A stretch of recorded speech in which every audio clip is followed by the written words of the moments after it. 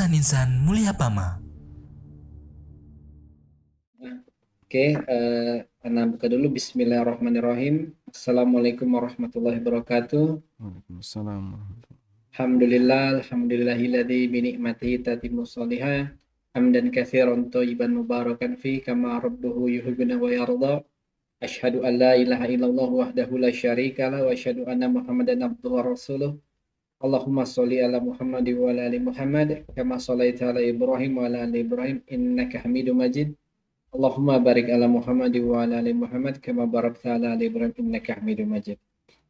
Alhamdulillah, puji syukur kehadirat Allah Subhanahu wa taala Rabbul Izzati wal Jalala, kita semua bisa duduk bersama pada malam ini.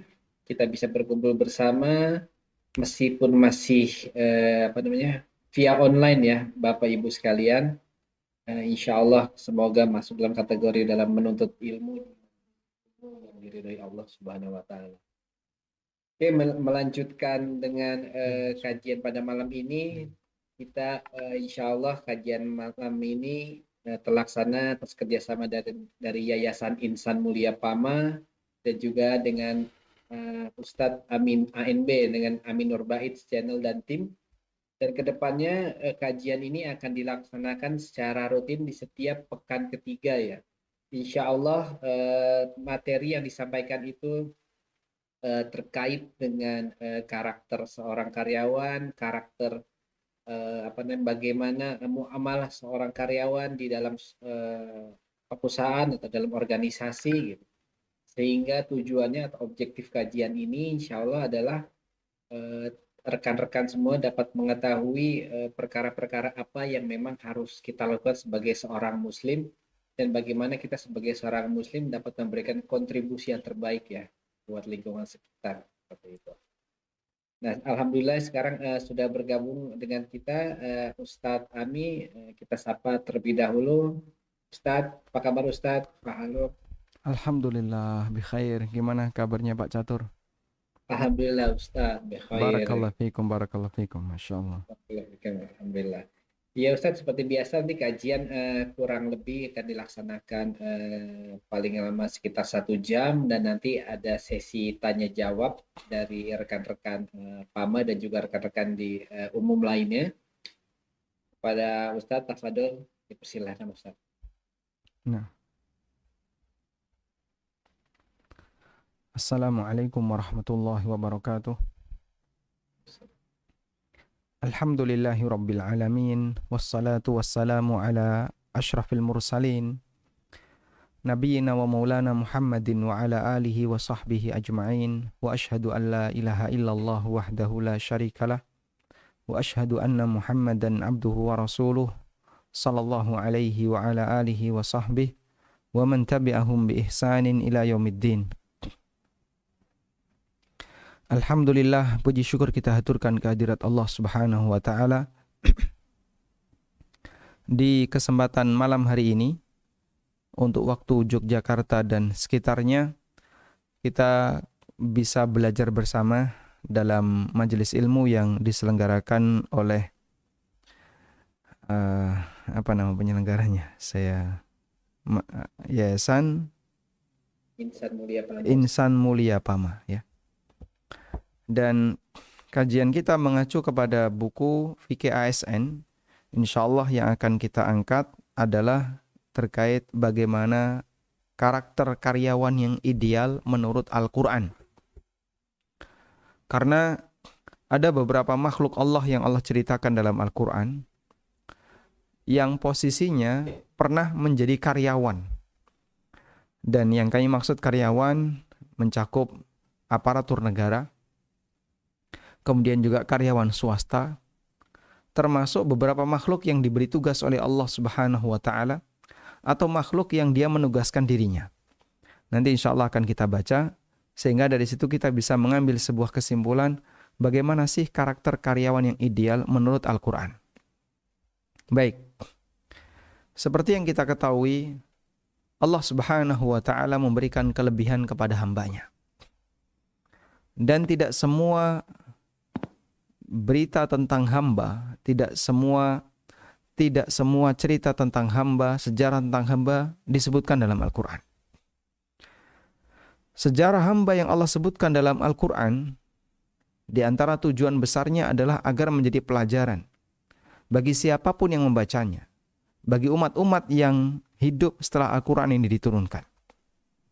Sehingga tidak semuanya dicantumkan, namun Allah cantumkan beberapa sejarah yang pernah terjadi dalam kehidupan manusia agar bisa ditiru oleh generasi setelahnya. Karena itu kita jumpai ada banyak rasul yang mereka tidak diceritakan oleh Allah Subhanahu wa taala. Sebagaimana Allah firmankan dalam Al-Quran, wa rusulan qad qasasnahum ilaika wa rusulan lam naqsushum ilaik. Ada rasul yang aku telah ceritakan kepada kalian, dan ada rasul yang aku tidak ceritakan kepada kalian. Sehingga ada kejadian-kejadian besar dalam sejarah yang penting, karena itu menyangkut perjalanan hidup seorang nabi dan rasul, namun tidak Allah ceritakan dalam Al-Quran. Dan Allah juga enggak ceritakan kepada nabinya sallallahu alaihi wasallam. Karena Al-Quran bukan kitab sejarah. Sehingga tidak semua kejadian yang ada di muka bumi ini disebutkan dalam Quran. Satu-satunya kitab yang merangkum semua kejadian di muka bumi ini adalah Lauhul Mahfuz, yang dia menuliskan semua kejadian dari mulai zaman azali sampai kiamat. Allah tulis atau Allah perintahkan kepada Al-Qalam untuk menuliskan kejadian itu dari mulai zaman azali sampai kiamat. Sebagaimana disebutkan dalam hadis yang sahih, Allah Subhanahu wa taala menciptakan Al-Qalam. Kemudian Allah berfirman, "Uktub ya qalam." Wahai qalam, tulislah. Lalu Al-Qalam bertanya kepada Allah taala, "Wa ma aktub?" Apa yang harus aku tulis? Kemudian Allah Subhanahu wa taala berfirman, "Uktub ma huwa kainun ila yaumil qiyamah." Tulis apapun yang terjadi sampai hari kiamat. Dan kemudian ditulis oleh Al-Qalam dalam Lauhul Mahfuz, lembaran-lembaran yang terjaga. Sehingga buku ini, catatan ini berisi kejadian apapun yang akan ada di muka bumi ini, yang akan ada di dunia ini, dari mulai sejak Al-Qalam diciptakan sampai hari kiamat. Berarti setelah hari kiamat gak ada dalam catatan itu. Dhahir hadis menyebutkan demikian. Dhahir hadis menunjukkan demikian. Karena yang ditulis oleh Al-Qalam adalah yang ditakdirkan oleh Allah di dunia ini. Yang itu merupakan kehidupan yang tidak abadi. Kehidupan yang akan diakhiri dengan adanya kebinasaan seluruhnya. Kullu man 'alaiha fan wa yabqa wajhu rabbika dzul jalali wal ikram. Segala sesuatu yang ada di permukaan ini, yang ada di atasnya, yang ada di sana, yaitu di dunia akan binasa. Dan yang abadi adalah wajah Allah Subhanahu wa taala. Sementara ketika sudah kiamat, maka sudah tidak ada lagi kebinasaan. Hidup akan abadi selamanya. Sehingga dalam hadis itu Allah perintahkan kepada Al-Qalam untuk menulis kejadian-kejadian takdir selama masa dunia ini yang itu akan diakhiri dengan kebinasaan. Uktub ma huwa kainun ila yaumil qiyamah. Catat apapun yang terjadi sampai kiamat. Baik. Ini berkaitan dengan pelajaran terkait masalah sejarah yang Allah sebutkan dalam Al-Quran. Bahwa Al-Quran itu bukan kitab sejarah yang merangkum dan menyebutkan semua kejadian yang pernah ada di muka bumi ini. Karena satu-satunya kitab yang menyebutkan semua kejadian yang ada di muka bumi ini adalah Lauhul Mahfuz, yang dia berisi kitab takdir. Di situ tercatat apapun kejadian yang akan terjadi, yang telah terjadi dan yang akan terjadi di muka bumi. Nah, sedangkan Al-Quran adalah kitab suci sebagai panduan bagi umat manusia. Dan terkadang Allah menyebutkan sebagian sejarah yang pernah terjadi di dunia ini agar menjadi pelajaran, agar menjadi pelajaran bagi umat yang membacanya setelah Al-Quran ini diturunkan. Setelah Al-Quran diturunkan, sehingga mereka bisa mengambil ibrah dari sejarah-sejarah yang dicantumkan. Artinya itu adalah bagian dari pilihan yang Allah ceritakan. Wa rabbuka yakhluqu ma yasha wa yakhtar, dan Rabbmu menciptakan apa saja yang Dia kehendaki dan Dia memilih sesuai dengan apa yang Dia kehendaki. Dan makhluk tidak bisa mengendalikan. Kenapakah yang Allah ceritakan seperti ini? Kenapakah yang Allah ceritakan seperti ini? Terserah Allah. Dia berhak untuk bercerita sesuai dengan apa yang Dia kehendaki. Dan Dia berhak untuk tidak menceritakan apa yang tidak Dia kehendaki untuk diceritakan. Semuanya kembali kepada kehendak Allah Subhanahu wa taala, Zat yang Maha Kuasa atas segala sesuatu. Baik. Selanjutnya kita akan lihat bagaimana penjelasan Al-Qur'an terkait karyawan yang ideal. Ada beberapa cerita dalam Al-Qur'an yang menyebutkan tentang karyawan yang ideal. Yang pertama adalah firman Allah yang menceritakan tentang kondisi Nabi Yusuf ketika di Mesir. Coba kita buka firman Allah di surat Yusuf mulai dari ayat 53 ya. Surat Yusuf ayat 53. Allah Subhanahu wa taala berfirman di surat Yusuf. Silakan bagi Anda yang memiliki mushaf bisa ikut bergabung dengan membaca atau buka surat Yusuf. Allah Subhanahu wa taala berfirman di ayat ke-53. Baik, saya gunakan share konten agar jamaah juga bisa menyimak.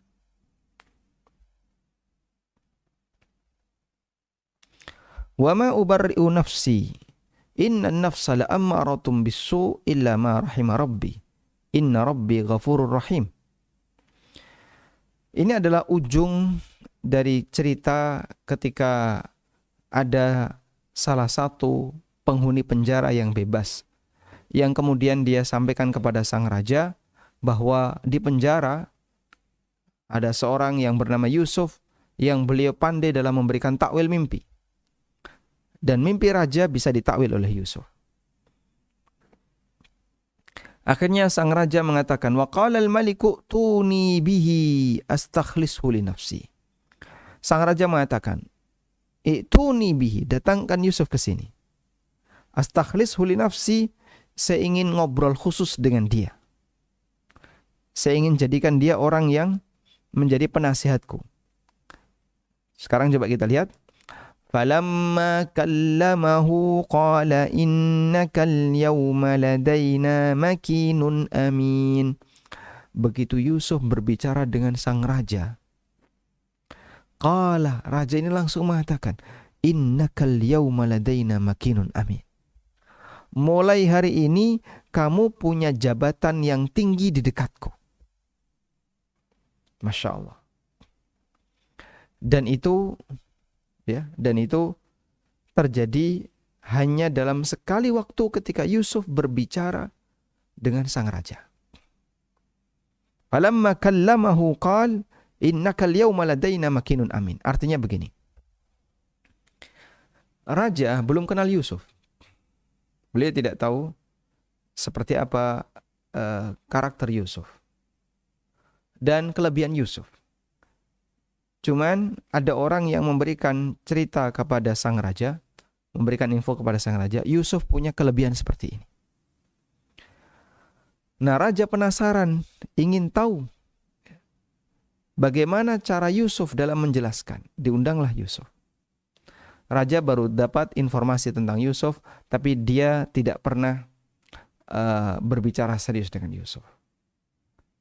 Kemudian ketika Yusuf berbicara serius dengan sang raja, raja langsung kepencut. Raja ini langsung jatuh cinta kepada Yusuf dan dia langsung mengatakan, innakal yawma ladaina makinun amin. Mulai hari ini kamu punya jabatan yang dekat denganku. Itulah manusia. Terkadang manusia itu ketika dengan orang baik baru sebatas mendengar cerita, si fulan itu orang baik. Si fulan itu orangnya seperti ini. Ada ketertarikan untuk ketemu si fulan. Ketika ketemu, dia ngobrol dengan si fulan.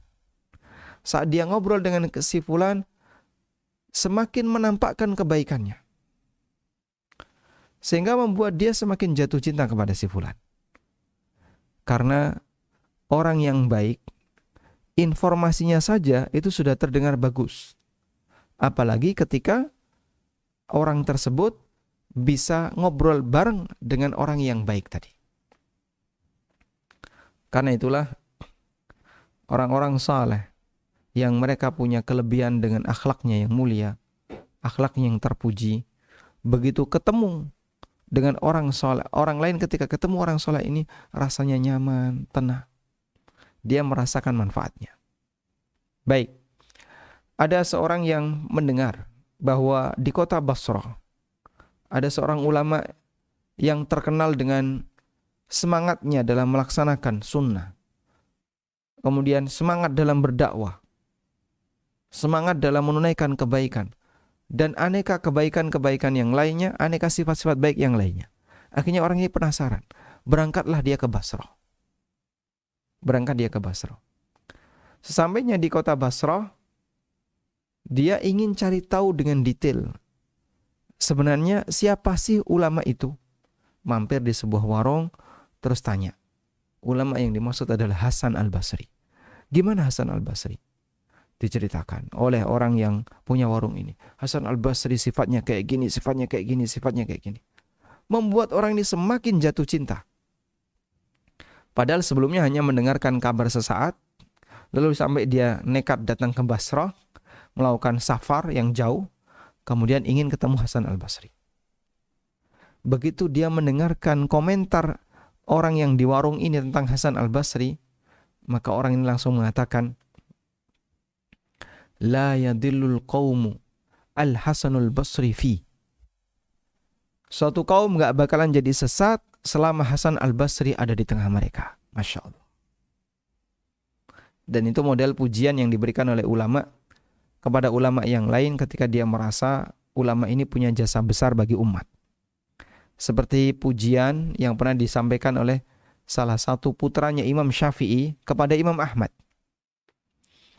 Begitu selesai dialog dan putranya Imam Syafi'i mengakui kehebatan hujah yang disampaikan oleh Imam Ahmad, lalu putranya Imam Syafi'i ini mengatakan, ya, sekelompok masyarakat di tengah kaum ini gak bakalan menjadi menyimpang selama Imam Ahmad ada di tempat ini.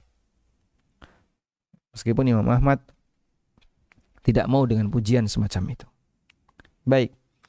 Qala ja'alni ala khazainil ard inni hafizun alim. Lalu Yusuf mengusulkan, kalau begitu jadikan saja inni hafizun alim. Sesungguhnya aku adalah orang yang pandai menjaga, alim dan punya ilmu. Alim. Di mana Nabi Yusuf alaihi salatu wassalam menyebut diri beliau bahwasanya beliau adalah orang yang hafizun, bisa menjaga amanah, dan alimun, dan beliau orang yang berilmu, tahu bagaimana cara mengatur bendahara, cara mengatur harta negara dengan benar. Dan Anda bisa catat di sini Nabi Yusuf alaihissalam disifati. Selanjutnya kita beralih ke cerita yang lain, yaitu kisah tentang jin ifrit. Dan ini kejadiannya di zaman Sulaiman alaihissalatu wassalam.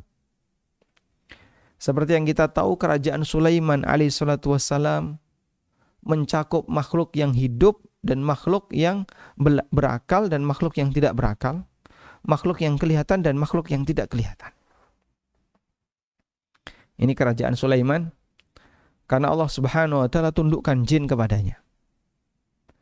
Ya, sebagaimana yang Allah tegaskan dalam Al-Quran, yang ahli dalam bangunan, sebagian ada yang ahli dalam menyelam, dan seterusnya. Ceritanya setelah Sulaiman mendengar kabar bahwa Ratu Bilqis berangkat menuju negerinya, maka beliau membuat sayembara untuk memindahkan singgasana sang ratu ke Syam.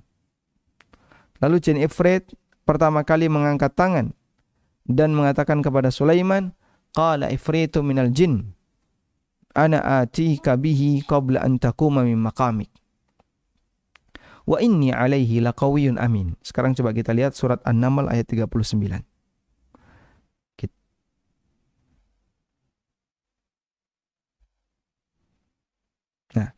Di An-Naml 39 Allah bercerita ya, tentang bagaimana proses sayembara itu. Di ayat 38, qala ya ayyuhal malik, qala ya ayyuhal mala'u ayyukum ya'tini bi arsyiha. Sulaiman mengatakan kepada para pembesar kerajaan, ayyuhal mala'u, wahai rakyat, ayyukum ya'tini bi arsyiha. Siapa di antara kalian yang sanggup untuk mendatangkan arsy-nya Bilqis qabla ayyatuni muslimin, sebelum mereka datang kepadaku dalam posisi sebagai muslim. Sehingga singgasananya mau dipindah dulu sebelum mereka datang. Qala ifritu minal jin. Yang angkat tangan pertama kali adalah ifrit dari golongan jin, dan dia mengatakan, ana atika bihi qabla an taquma min maqami. Aku mampu, sanggup untuk mendatangkannya sebelum sang raja berdiri dari tempat Anda. Sebelum Anda berdiri dari tempat yang Anda duduki. Lalu dia memuji dirinya, wa inni alaihi laqawiyyun amin, dan aku adalah makhluk yang kuat lagi amanah. Ini perkataan ifrit. Nah, perkataan ifrit ini menunjukkan dua kelebihan yang diberikan oleh seorang karyawan yang ideal, yaitu dia punya kekuatan dan dia punya karakter amanah. Ya. Dia punya kekuatan dan dia punya karakter amanah. Sehingga ifrit menyatakan dirinya, wa inni alaihi laqawiyyun amin. Baik, coba kita lihat. Perhatikan kalimat yang dinyatakan oleh ifrit, sesungguhnya aku benar-benar kuat dan untuk membawanya jangan lagi dapat dipercaya. Wa inni alaihi laqawiyyun amin. Nah, ini menjadi salah satu tambahan bahwa di antara karakter karyawan yang ideal adalah dia kuat dan juga amanah. Kuat kembali kepada kapabilitas dan kemampuannya, sedangkan amanah kembali kepada ketakwaan dia kepada Allah Subhanahu wa taala. Nah, selanjutnya firman Allah taala tentang ucapan putri Syekhul Madyan. Namun di sini ada satu pelajaran dulu ya, yang barangkali penting untuk kita simak. Begitu ifrit angkat tangan, aku sanggup memindahkan itu sebelum Anda bangkit dari tempat duduk Anda. Qala alladhi indahu ilmun minal kitab. Maka ada salah seorang yang dia punya ilmu dari Alkitab. Dan dia mengatakan, ana atika bihi qabla ayyartadda ilaika tarfuk. Aku sanggup untuk mendatangkannya sebelum Anda selesai berkedip. Sebelum Anda selesai berkedip. Baik, nah ulama berbeda pendapat mengenai siapakah orang yang ngomong itu. Qala alladhi indahu ilmu minal kitab, siapa orang ini? Ulama berbeda pendapat. Ada sebagian ahli tafsir yang mengatakan yang dimaksud orang ini adalah Nabi Sulaiman sendiri. Sehingga begitu ifrit angkat tangan, aku mampu mendatangkannya sebelum Anda bangkit dari tempat ini. Sulaiman langsung mengatakan, aku juga mampu mendatangkannya sebelum kau selesai berkedip. Kuat mana? Kuat kamu atau kuat aku? Sehingga Sulaiman seolah-olah dalam hal ini beliau ingin menghilangkan kesombongan dari ifrit yang dia langsung angkat tangan pertama untuk mengambil dia angkat tangan pertama untuk mengambil singgasana iblis, singgasana Bilqis. Maka Nabi Sulaiman alaihissalatu wassalam langsung mengatakan, aku juga mampu lebih hebat dari kamu, untuk menepis kesombongan iblis atau kesombongan jin ifrit. Selanjutnya ada yang mengatakan bahwa yang dimaksud orang ini adalah malaikat yang berubah wujud jadi manusia dan hadir dalam forum Sulaiman. Lalu begitu ifrit mengatakan demikian, maka malaikat ini langsung mengatakan, aku sanggup untuk mendatangkan itu lebih cepat. Dan ada yang mengatakan ini adalah salah seorang orang soleh di kalangan Bani Israel yang dia memiliki ilmu tentang Alkitab, ya. Dan kemudian dia punya kemampuan ini karena dibantu oleh malaikat. Wallahu a'lam. Berapa sih selisih antara tadi tawaran jin kan, tawaran ifrit itu qabla an taquma min maqamik, sebelum Anda berdiri dari tempat tidur, dari tempat duduk Anda, dengan sekejap mata.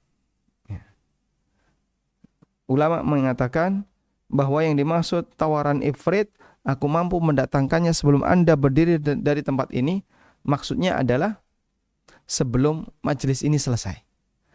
Karena Sulaiman alaihissalam itu biasa membuka majelis di waktu duha dan selesai di waktu zuhur. Ya, ini kebiasaan Nabi Sulaiman alaihissalam. Maka ketika ifrit menawarkan diri, saya akan datangkan sebelum Anda bangkit dari tempat ini, berarti jaraknya kurang lebih 3 jam. Dari mulai dari mulai beliau duduk di waktu duha sampai acara itu bubar, ya misalnya anggaplah dari jam 8 sampai jam 11, berarti kurang lebih 3 jam. Ini tawaran yang diberikan oleh ifrit. Nah, jelas lebih cepat orang yang bisa memindahkan sekejap mata, kemudian langsung pindah. Dan itu kemampuan yang diceritakan oleh Allah di ayat yang ke-40. Qala alladzi indahu ilmun minal kitab. Berkatalah orang yang punya ilmu dari Alkitab, aku mampu mendatangkannya jauh lebih cepat.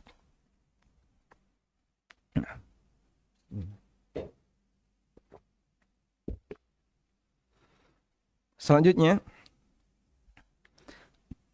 firman Allah tentang putri Syekhul Madian, mertuanya Nabi Musa alaihissalatu wassalam. Sebelum Nabi Musa alaihissalam mendapatkan wahyu dari Allah, berupa beliau diajak bicara langsung oleh Allah, Musa ketika itu sedang dikejar-kejar oleh Fir'aun dan tentaranya. Kenapa? Karena Musa telah membunuh orang Mesir tanpa alasan yang benar. Sehingga beliau melarikan diri hingga bertemu dengan 2 gadis yang mengembalakan kambing dan kesulitan untuk mendapatkan air. Kesulitan untuk mendapatkan air. Akhirnya dibantu oleh Sulaiman, oleh Nabi Musa alaihissalatu wassalam. Kemudian 2 gadis itu meminta Musa untuk datang ke rumahnya agar bisa menemui ayahnya. Setelah diceritakan semuanya kepada ayah gadis itu, salah satu gadis ini mengatakan kepada ayahnya, qalat ihdahuma, ya abati istajirhu, inna khaira man istajartal qawiyul amin. Salah satu di antara putri itu mengatakan, wahai ayahku, jadikan dia sebagai pekerja. Sesungguhnya orang yang terbaik yang kau tunjuk untuk bekerja adalah orang yang kuat lagi amanah. Al-Qawiyul Amin. Sehingga ada kemiripan dengan apa yang dinyatakan oleh Ifrit, wa inni alaihi laqawiyyun amin. Kuat dan amanah.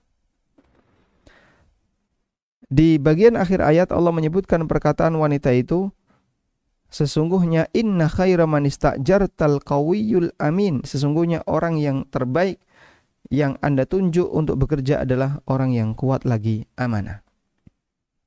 Al-Qawi Al-Amin. Nah, apakah mertuanya Nabi Musa ini adalah Nabi Syuaib yang sama-sama berasal dari suku Madian atau kampung Madian? Jawabannya beda, dan itu ditegaskan oleh Al-Hafidh Ibnu Katsir dalam tafsirnya. Beliau menyebutkan beberapa alasan bahwa mertuanya Nabi Musa alaihissalam bukanlah Nabi Syuaib. Di antara alasannya adalah Nabi Syuaib itu seorang yang berasal dari yang berbahasa Arab.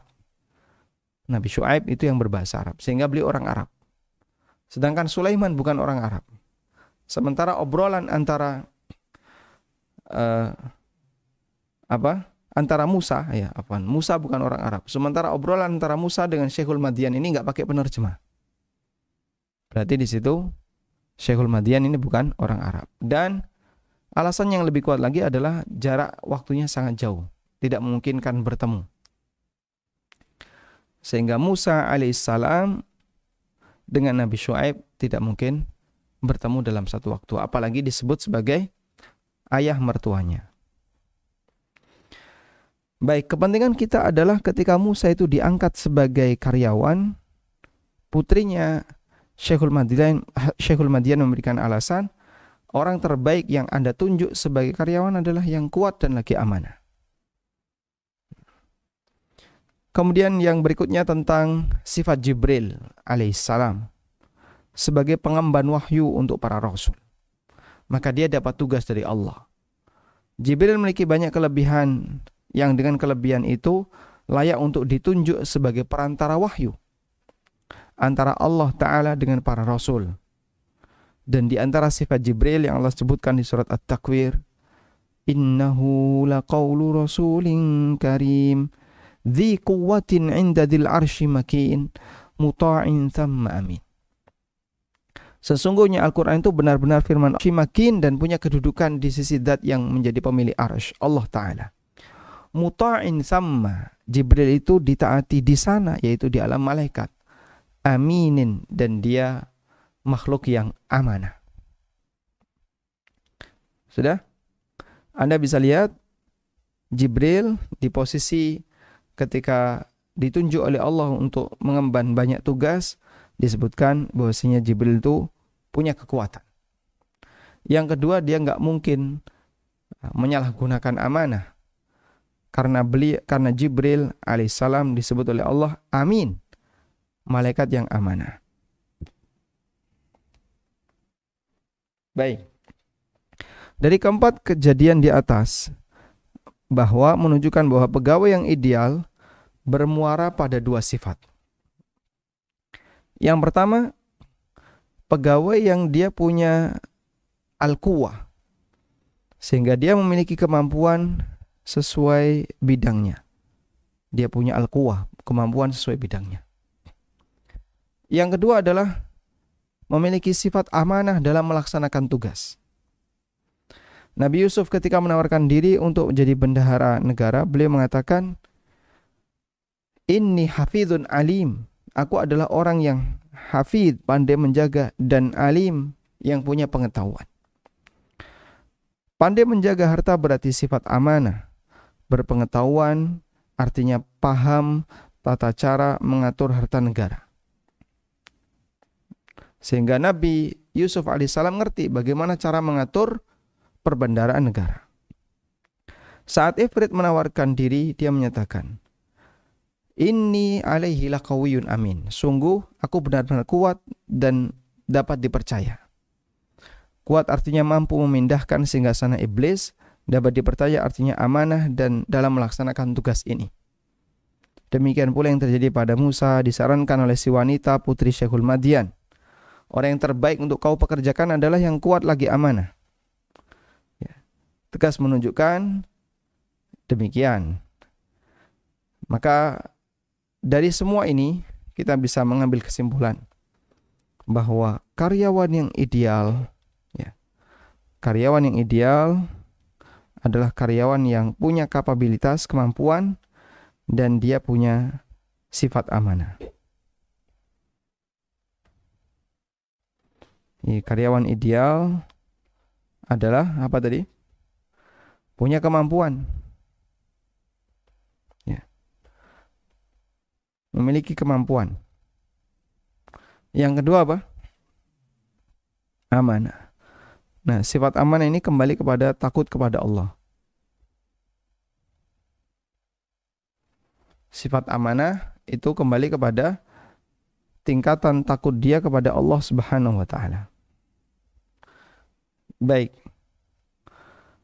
Nah, dari situ kita bisa lihat bahwa karyawan yang ideal menurut Al-Qur'an adalah karyawan yang memiliki kapabilitas, kemampuan sesuai bidangnya.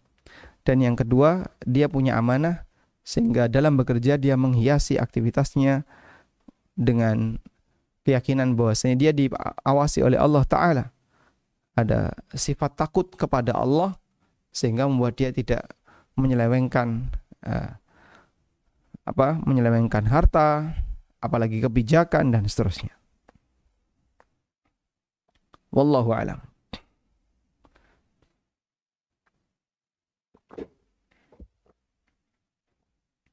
Alhamdulillah. Nah, sekarang coba kita lihat keterangan Syekhul Islam tentang pegawai yang ideal.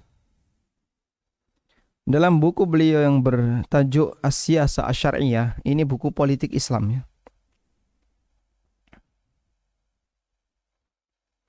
Buku politik Islam, As-Siyasah Asy-Syar'iyyah.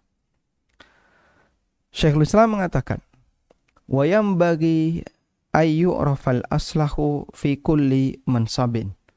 Fa innal wilayata laha ruknan al-quwwah wal amanah." Perlu diketahui kondisi terbaik untuk setiap posisi pengemban amanah. Karena jabatan itu memiliki dua rukun kekuatan, yaitu kemampuan dan amanah. Sehingga perlu dipertimbangkan mana yang paling maslahat fi kulli mansabin. Dalam setiap orang yang dia punya tanggung jawab. Fa innal wilayata laha ruknan al-quwwah wal amanah. Karena jabatan itu memiliki dua rukun, yaitu kekuatan dalam kurung kemampuan dan sikap amanah. Kemudian beliau menyebutkan 4 dalil Al-Quran seperti yang tadi sudah kita sebutkan. Selanjutnya Syekhul Islam mengatakan, wal quwwatu fi kulli wilayatin bihasabiha. Makna kuat di masing-masing jabatan itu sesuai dengan posisinya, sesuai dengan kemampuannya. Ya. Kekuatan di sini adalah sesuai dengan kemampuannya. Fal quwwah fi imaratil harbi tarji'u ila syaja'atil qalbi. Makna kekuatan dalam memimpin perang kembali kepada sifat keberanian. Wa ilal khiyan pula al-khadi'ah fiha, yang pintar untuk mengelabui musuh. Fa innal harba khid'atun, karena hakikat dari perang adalah ya, khid'ah, saling menipu ya. Saling mengelabui musuh. Wa ilal qudrati ala anwa'il qital, dan juga kemampuan untuk melakukan berbagai macam peperangan. Ya. Dia punya kemampuan untuk menggunakan senjata. Dia punya kemampuan dalam bergulat atau yang lainnya.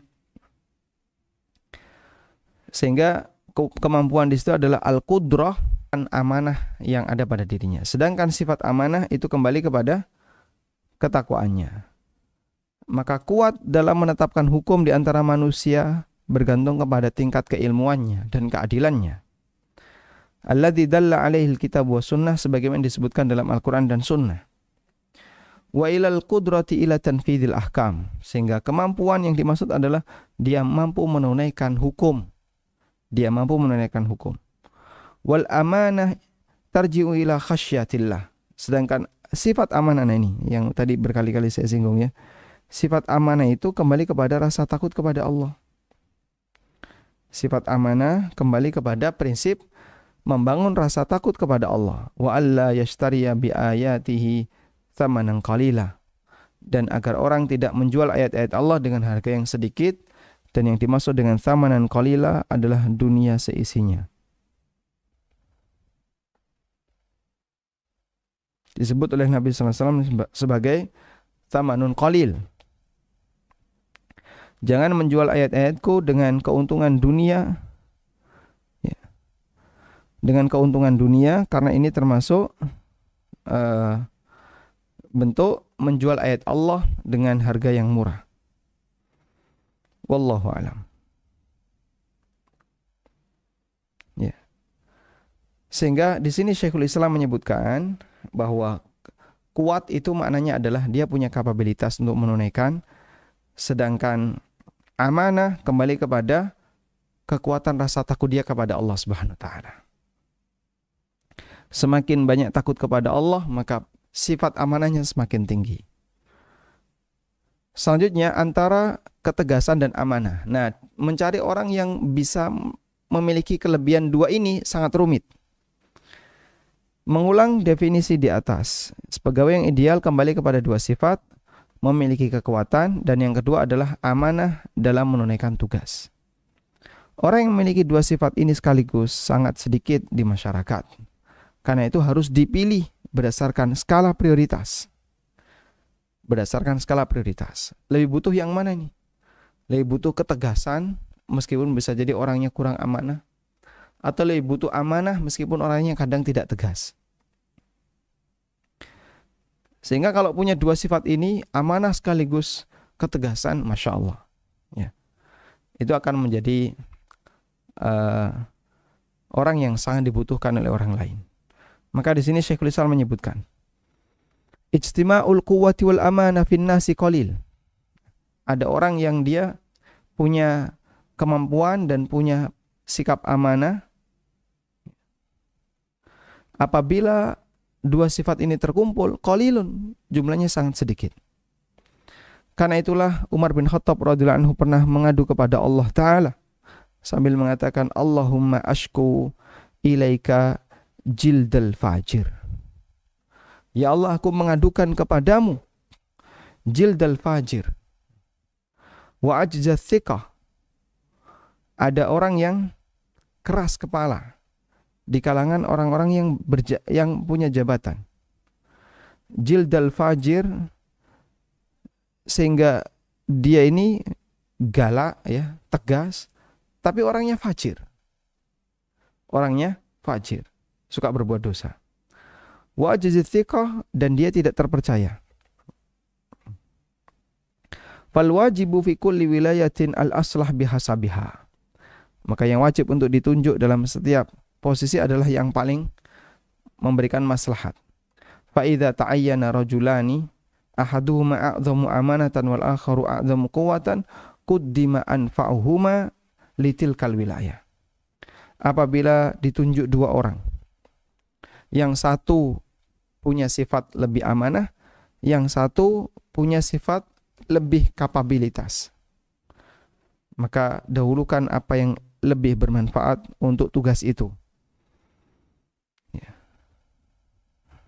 Baik, jadi intinya begini ya, Syekhul Islam menyebutkan karakter ideal dari karyawan tadi ya, punya kemampuan dan amanah, sulit sekali dijumpai. Maka minimal kalau tidak bisa semuanya, maka ambil yang terpenting. Ma la yutraku kulluhu la yutraku jullu. Kalau nggak bisa ditinggalkan semuanya, ambil yang paling penting. Nah, ketika ada tabrakan semacam itu, karyawan ada yang punya kemampuan bagus tapi kurang amanah. Ada karyawan yang kemampuannya pas-pasan tapi amanah. Mana yang harus dipilih? Jawabannya adalah menyesuaikan keadaan, menyesuaikan jabatan, sebagaimana yang difatwakan oleh dalam keterangan Syekhul Islam Ibnu Taimiyah. Terkadang ada jabatan di mana sifat ketegasan dan keras serta disiplin lebih dibutuhkan dibandingkan sifat amanah. Seperti di dunia militer untuk keamanan negara. Sebaliknya ada posisi di mana sifat amanah lebih dibutuhkan, meskipun orangnya lembut, lunak, bahkan kadang penakut. Tapi di sini lebih dibutuhkan orang yang punya sifat amanah. Sudah, sehingga dipilihkan sesuai dengan posisinya. Imam Ahmad pernah ditanya, ada dua orang yang akan dipilih sebagai panglima perang. Orang pertama kuat tapi suka maksiat. Orang yang kedua soleh tapi lemah. Ya, siapa yang lebih layak untuk dipilih? Maka Imam Ahmad, dan itu proyeknya adalah proyek perang. Imam Ahmad mengatakan, ammal fajirul qawi faquwatuhu lil muslimin. Orang yang rajin berbuat maksiat tapi dia kuat, maka kekuatannya menguntungkan kaum muslimin ketika di medan perang. Wa fujuruhu ala nafsi, sementara maksiat yang dilakukan adalah kewajiban dia sendiri. Sedangkan orang yang saleh, yang lemah, maka perbaikannya untuk dirinya dan kaum muslimin yang dhaif, yang tidak mampu. Fayughza ma'al qawiyil fajir, maka silahkan ikut jihad bersama panglima yang kuat meskipun dia tukang maksiat. Nah, sehingga ada orang yang soleh tapi dhaif. Orang ini soleh, rajin ke masjid, bagus. Tapi sayangnya kemampuannya nggak ada. Sehingga solehnya hanya untuk dirinya sendiri. Sementara kelemahannya berimbas kepada orang lain, yaitu kaum muslimin. Itu yang dikhawatirkan oleh Imam Ahmad. Ini ada dua kandidat nih, jadi panglima perang. Yang satu pemberani tapi suka maksiat. Yang satu orangnya soleh, cuman sayangnya dia bukan tipe orang yang pemberani. Mana yang harus dipilih, kata Imam Ahmad? Kalau milih orang yang pemberani, maka kehebatannya untuk kaum muslimin. Sedangkan dosanya tanggung jawab dia sendiri. Pilihlah bagian itu. Nah, wallahu ta'ala alam. Demikian yang bisa kita aturkan keterangan demi keterangan dari keterangan Syekhul Islam Ibnu Taimiyah. Semoga ini semakin menambah pengetahuan kita terkait bagaimana menjadi karyawan yang ideal. Demikian, wassallallahu ala nabiyyina Muhammadin wa ala alihi wa sahbihi wasallam. Ya, alhamdulillah. Jazakallahu khair Ustaz atas penyampaian materi. Jadi Masya Allah ya, banyak sekali ya ilmu-ilmu, hal-hal yang kita bisa petik nanti, dan juga banyak sekali hal-hal yang memang terkait dengan kita, bagaimana karakter seorang muslim, seorang insan mulia, khususnya di Parma Persada Nusantara dan Grup, dapat memiliki tadi dua sifat tadi yang harapannya dapat bertemu ya. Yang pertama tadi sifat kuat yang didasari dengan kapabilitas atau kemampuan, atau bahasa sekarang kompetensi. Dan yang kedua adalah sifat amanah gitu. Adalah sifat yang takut kepada Allah gitu. Dimana kita tahu ini ada derajat ihsan ya, derajat selalu merasa diawasi oleh Allah dan juga merasa takut kepada Allah. Masya Allah, barakallahu. Masya Allah. Ustaz, lanjut ke sesi tanya jawab ya Ustaz. Silakan Bapak. Masya Allah. Barakallahu fikum. Ustaz, ini sebelumnya mungkin terkait dari poin tadi mengenai yang pertama adalah Nabi Yusuf dan Raja, dan yang kedua adalah tadi Jin Ifrit dan Nabi Sulaiman, bahwa kalau dari dua cerita tadi kita kutip bahwa Nabi Yusuf dan tadi Jin Ifrit tadi keduanya sama-sama memiliki sikap berinisiatif gitu, dan mau mengajukan diri gitu, seperti itu Ustaz. Nah, jika hal ini terjadi di karakter seorang muslim, bagaimana Ustaz biar tadi ya tidak bertabrakan dengan sifat sombong dan juga ada sifat tawaduknya gitu. Seperti itu Ustaz. Baik. Ketika seorang muslim punya kemampuan dan dia tahu akan kemampuan itu, sementara dia menilai kanan kirinya nampaknya belum punya kemampuan ke arah sana, dan kemampuan ini dibutuhkan, maka dia boleh mengajukan diri. Dia boleh mengajukan diri sebagaimana dilakukan oleh Nabi Yusuf alaihissalam. Pada waktu sang raja mengatakan kepada Yusuf, "Innakal yawma ladaina makinun amin." Mulai hari ini kamu punya posisi yang dekat dengan saya. Maka Yusuf kemudian menyambut keterangan itu dengan mengatakan, "Ij'alni ala khazainil ard. Inni hafizun alim." Tolong tunjuk saya untuk menjadi bendaharawan negara ini. Karena aku adalah orang yang hafizun, bisa jaga dan amanah. Jadi boleh orang itu mengajukan diri, sehingga dia sampaikan kepada atasannya, "Pak, insya Allah saya bisa bantu mengerjakan ini. Saya bisa bantu untuk menjadi site manager, atau saya bisa bantu untuk menjadi divisi apa." Kalau memang Anda punya kemampuan di sana, mengajukan diri itu tidak dilarang. Sehingga silahkan untuk mengajukan diri. Dan masalah apakah nanti ada unsur kesombongan dan yang lainnya, sombong dan tidak itu kembali kepada amal hati. Kalau kita tidak tahu dengan pasti, maka kita tidak bisa menilainya. Wallahu a'lam. Masya Allah. Jazakallah khair Ustaz atas jawabannya. Semoga bisa memberikan kita hikmah ya atas hal tersebut. Oke, berikutnya adalah pertanyaan dari rekan-rekan di PAMA Persada Nusantara dan grup Ustadz. Ini dari Fulan ya. Assalamualaikum warahmatullahi wabarakatuh. Ustadz, mohon izin bertanya. Saya pernah membeli ijazah TOEFL tanpa mengikuti ujian. Ini Masya Allah. Bagaimana cara bertaubatnya? Apa perlu saya bakar ijazahnya? Jazakumullah khair. Pada Ustaz. Nah, kalau terkait ijazahnya Anda buang saja. Ya. Buat apa punya ijazah tapi nggak kerja ya? Nggak belajar, ngerti-ngerti dapat ijazah dengan nilai yang bagus. Dengan cara membeli. Sehingga daripada nanti ini akan menjadi syubhat, maka sebaiknya Anda singkirkan. Kemudian bagaimana kalau ini digunakan untuk melamar kerja? Ya pada asalnya tidak boleh.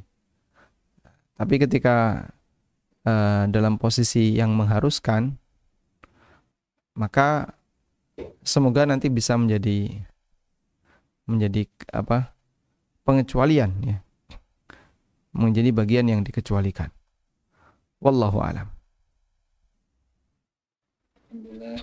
Jazakallah khair Ustaz atas jawabannya. Semoga dapat memberikan jawaban ya kepada ikhwan yang bertanya. Berikutnya Ustadz dari Bapak Sigit Irmawan ya, ini via chat. Pertanyaannya Bismillah.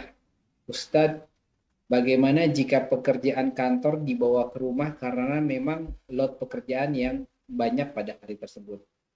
Sehingga terkadang waktu atau kewajiban sebagai orang tua kepada istri dan anaknya tertinggal.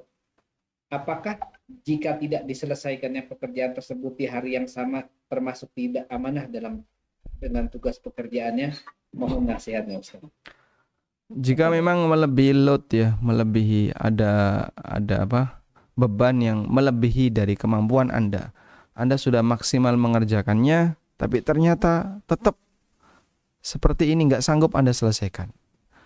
Sementara besok sudah harus ada laporan misalnya, lalu Anda bawa pulang, insya Allah tidak masalah selama pihak kantor tidak melarang. Selama pihak instansi berlebih, load Anda terjadi overload ya, beban Anda jadi berlebih. Dan ketika nggak mampu seperti itu ya bagaimana lagi?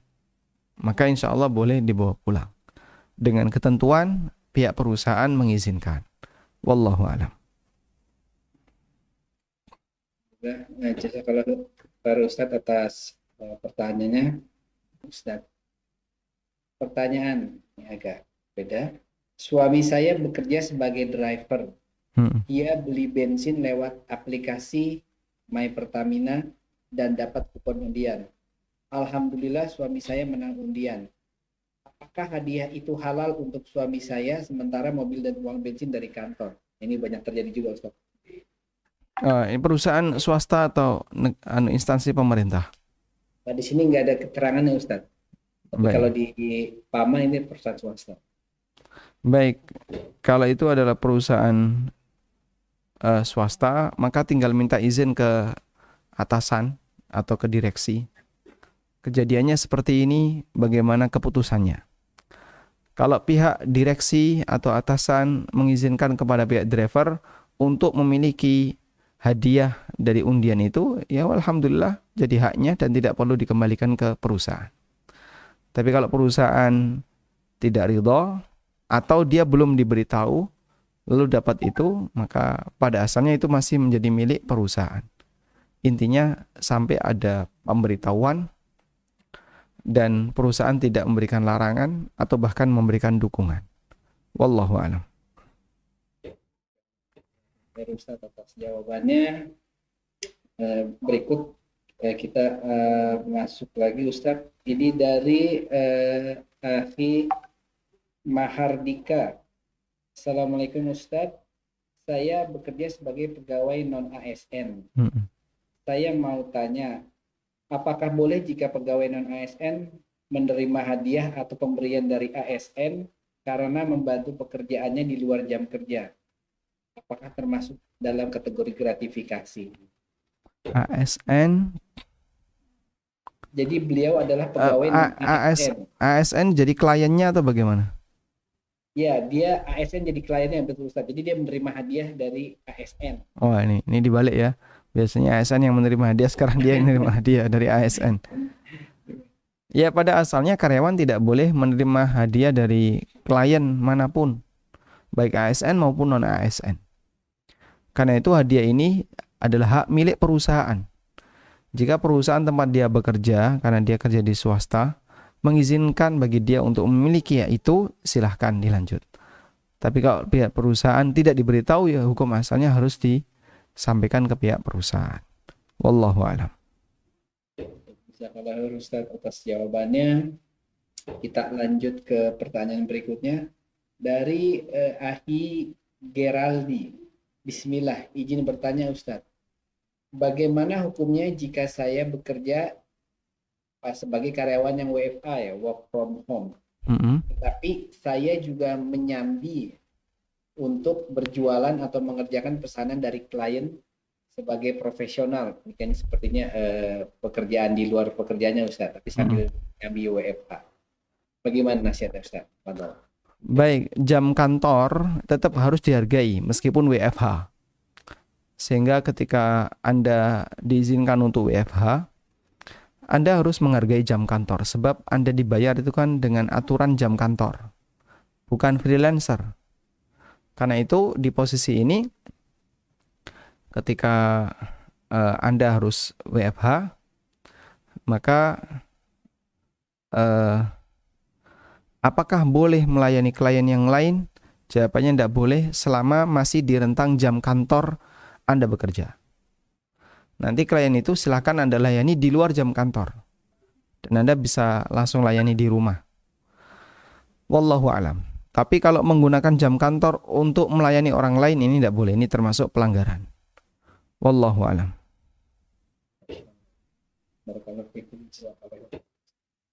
Jawaban yang disampaikan sebagai memberikan kejelasan bagi yang bertanya. Berikutnya Ustadz, ini terkait dari materi yang disampaikan bahwa tadi terkait dengan perilaku dengan akhlak mulia ya, mengangkat derajat seseorang atau mendapatkan referensi dari seseorang. Namun di perusahaan kita ketahui bahwa ya tadi Ustadz ya ada dua sifat yang mungkin tidak selalu bertemu tadi. Ini akhlak atasan ini memiliki kapabilitas, kemampuan, namun secara akhlaknya dia memang di sini yang bertanya adalah sering membuat sakit hati nih bahasanya Ustadz. Nah, ini mohon nasihatnya Ustadz sebagai kita sebagai karyawan. Ya, kalau Anda mau tetap bertahan di situ ya berarti harus bersabar. Sehingga Anda meskipun sering sakit hati, Anda bersabar biar tetap bisa bertahan di sini. Sampai akhirnya nanti akan dipisahkan oleh Allah, baik melalui kematian maupun karena faktor yang lain. Tapi kalau Anda tidak sabar ya silahkan ajukan resign. Ya, kalau kayak gini terus saya nggak sanggup, saya mau resign, silahkan. Ya. Jadi sah-sah saja dalam posisi ini dia bertahan, tapi dia harus sabar. Sering mendengarkan kalimat yang buat dia sakit hati, atau dia nggak sabar sehingga dia resign. Dan seorang muslim ketika mengalami situasi semacam ini, baik dia dizolimi maupun apapun, lalu dia berusaha untuk bersabar, maka Allah Ta'ala akan memberikan balasan bagi semuanya. Sehingga intinya nggak ada yang sia-sia. Anda dizolimi dan Anda bersabar menunggu sesuai dengan apa yang Allah takdirkan, insya Allah tidak masalah. Wallahu a'lam. Jazakallahu khair Ustaz atas jawaban yang disampaikan. Berikut masih ada satu atau dua pertanyaan lagi Ustaz ya. Silakan. Berikutnya dari hamba Allah, Ustaz izin bertanya, bagaimana sikap kita apabila di kantor kita terdapat rekan kerja yang selalu sering tidur pada jam kerja, di mana pola ini sudah menjadi kebiasaan yang dilakukan oleh beberapa orang. Mohon nasihatnya Ustadz, bagaimana cara menasihati yang... Pemiliknya tahu enggak? Ownernya tahu? Atau direksi tahu? Nah, ini kayaknya yang bilang itu rekan kerja, mungkin belum nggak tahu Ustadz ya. Kalau enggak tahu, direksi enggak tahu dan seterusnya, ya enggak boleh dilanjut seperti ini. Dia harus siaga di jam yang telah ditetapkan oleh pihak direksi, meskipun enggak ada kegiatan. Tapi kalau enggak tahu, kita sebagai orang lain yang menyaksikan itu, silahkan memberitahu. Ya. Silahkan memberitahu. Kenapa? Ketika kita sebagai orang lain, saat Anda memberitahu kepada pihak yang berwenang dalam masalah ini, insya Allah akan lebih tepat sasaran. Tapi kalau kita sendiri yang bertindak, bisa menimbulkan sengketa yang berkepanjangan. Maka kita kembalikan kepada yang lebih berhak. Wallahu a'lam. Atas jawabannya. Berikut adalah pertanyaan terakhir Ustadz. Assalamualaikum Ustadz, mohon bertanya bagaimana hukum seorang karyawan yang membuka media sosial karena di waktu jam kerja pekerjaannya sudah selesai. Mohon nasihatnya Ustadz. Ada fatwa yang disampaikan oleh beberapa ulama seperti Syekh Utsaimin dan yang lainnya terkait orang yang berada di kantor nggak ada pekerjaan. Apa yang harus dilakukan? Dia harus tetap bertahan. Dalam arti siaga kerja. Nah, siaga kerja itu bisa dia gunakan santai, silahkan baca Quran, silahkan zikir, silahkan. Ya. Yang jelas dia siaga kerja. Sehingga dipanggil kapanpun dia siap untuk bekerja. Insya Allah, jika itu yang dimaksud, maka tidak boleh meninggalkan kantor ketika di jam kerja. Lain halnya kalau Anda seorang freelancer, kemudian Anda kosong, maka silahkan pulang ya. Karena freelancer kan dibayar sesuai dengan hasil. Kalau ini yang namanya karyawan, dia dibayar sesuai dengan volume waktu. Maka jika dia karyawan, dia harus memenuhi jam kerja ya. Meskipun kosong tidak ada kegiatan. Wallahu a'lam. Masya Allah. Yang dimaksud dalam pertanyaan ini Ustadz apa? Berselancar di web Ustadz pada membuka media sosial itu. Selama nggak ganggu, insya Allah tidak masalah. Kalau nggak ganggu ya, sehingga jam kosong Anda tetap berada di situ di meja tugas dan Anda searching tertentu, selama tidak ganggu kegiatan Anda, semoga tidak masalah. Dan satu syarat lagi ya. Jika itu menggunakan fasilitas kantor seperti misalnya laptop kantor dan seterusnya, diperbolehkan, tapi harus minta izin terlebih dahulu ke atasan. Karena Anda mengerjakan yang bukan bagian dari tugas kantor. Wallahu a'lam. Dan juga pertanyaan tadi adalah sebagai pertanyaan penutup ya di kajian kita malam ini.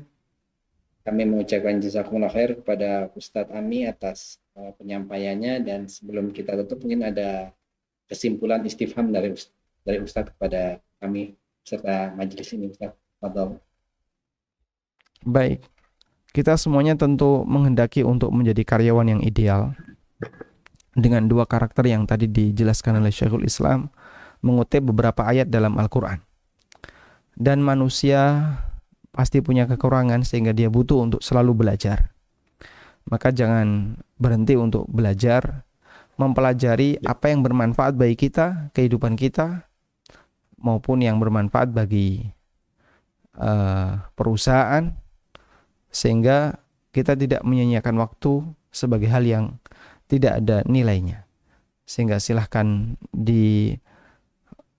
diperbaiki pelan-pelan, kita semuanya belajar. Semoga Allah Subhanahu wa taala menurunkan keberkahan dari semangat kita dalam belajar. Demikian, semoga Allah taala memberkahi kita semuanya. Wassallallahu ala nabiyyina Muhammadin wa ala alihi wa sahbihi wasallam. Wa akhiru da'wana anilhamdulillahi rabbil alamin. Wassalamualaikum warahmatullahi wabarakatuh.